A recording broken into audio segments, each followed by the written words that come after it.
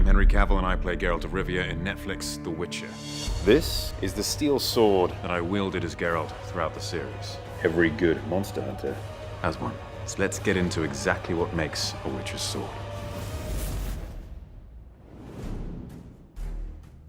A Witcher's steel sword is intended to kill both men and monsters. Made from meteorite, which is stronger and more durable than steel, the addition of Renfri's brooch on the hilt signifies Geralt's reinforcement of his beliefs that he shouldn't get involved in the affairs of men because they always lead to his own personal pain. And Renfri's brooch, every time he draws his sword, reminds him that despite how he may be trying to achieve good, evil may be around the corner regardless. For monsters of a magical nature, that requires something a little more special. Silver, normally useless because of its malleability and how soft it is, against a monster which is magical in nature, is deadly. The majority of cases, this is what will be required. When it comes to a monster hunt or defeating a monster of a magical nature, it's always going to be a big process involved with finally getting to face this monster. And he keeps that silver sword on his faithful companion, Roach. And so every time it's needed, hopefully, everything is pre-planned.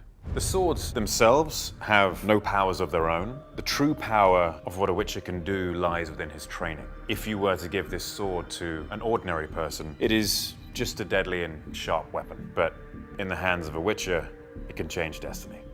The design and the styling of the sword became very, very important to me after I'd wielded it for a couple of episodes. And due to the manner in which Geralt fights, the sword has to be available at any time, at any angle, and he must be able to flick it through his wrist.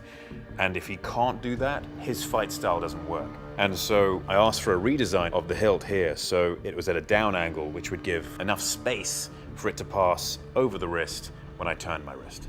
There were different versions of the swords made. There was a lightweight version, which we used for most combat. A lightweight version is safer, because if I were to put a foot wrong or a strike wrong, no one gets injured. It's more of a bruise rather than a broken limb or cut skin. When we involved anything close to the face, we had rubber swords. So you're not gonna hurt someone, you're not gonna mark their face and therefore give hair and makeup a nightmare to deal with for the next few months. The last kind we had were the cut down swords. The purpose of that is that in post, in CGI, we can cut people's limbs off using an action. So if I were to hold someone's hand here, draw the sword across and do that, their hand can still be there without me having to actually drag a piece of metal or even rubber over their exposed arm.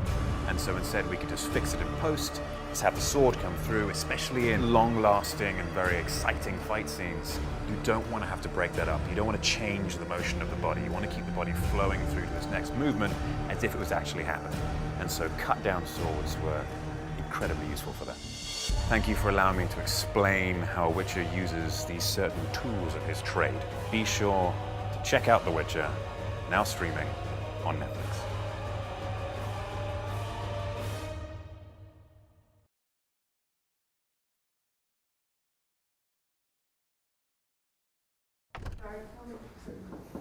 I am willing to wield this.